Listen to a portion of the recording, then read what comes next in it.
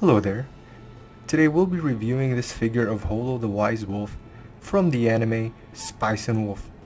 This is a 1/7 scale figure made out of PVC by the company Chara-ani. If you've seen the anime, you'll probably notice a difference in art styles. And that is because this figure was based off the light novel illustration.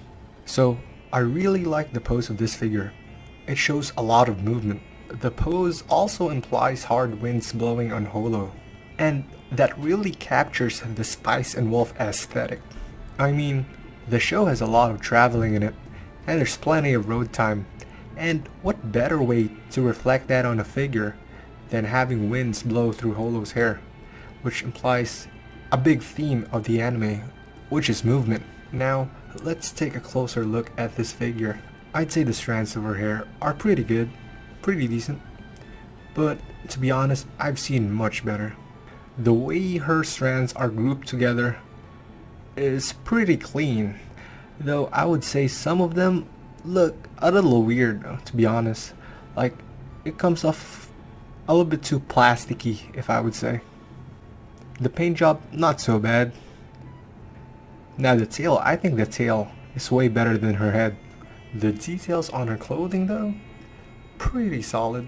It's got nice simple patterns from the illustration. The red paint they used on her belt sash thing really pops in contrast to the rest of her color scheme. She got that pouch around her neck, that little fang. I think they really nailed it on this figure. The cover on her arms are painted in there really well too.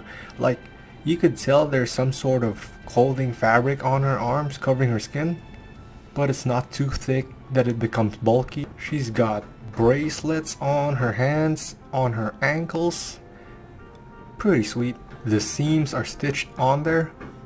Really nice design overall. I don't really see a lot of flaws in the paint job. It's not particularly striking, but it's really like just solid work overall. But man, oh man, these apples, they look way better than I initially expected during the pre-order phase.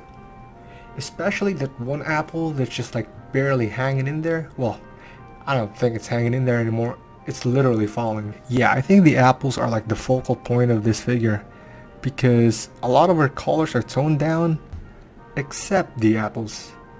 So that's the palette they went for here, and I think this figure just like screams good design overall. Now here I will compare her side by side by the 1/8 scale of Holo by Revolve. Now without getting too much into detail, I think the 1/8 scale is of a higher quality overall pound for pound. Of course there's a certain appeal that 1/7s have over 1/8 the size, but the team that made the 1/8 scale is just like a more senior team in the industry. The colors are stronger, the sculpt is smoother, and if you can check out the hair, you'll see the small differences between them. I think the pieces of the hair for the 1/8 is of a higher caliber than the 1/7. And take a note though, they're more or less the same price point, but as I said, like the 1/7 has its own appeal. Who would I recommend the 1/7 scale by Chara-ani to? I'd recommend it to any figure collector looking for a Holo figure that keeps most of her clothes on, because if you browse through MFC under Holo's character, you'll see that a lot of the good 1/7 scales for Holo are a little bit dated and a little bit naked. So if that's not your collecting aesthetic, highly recommend this one.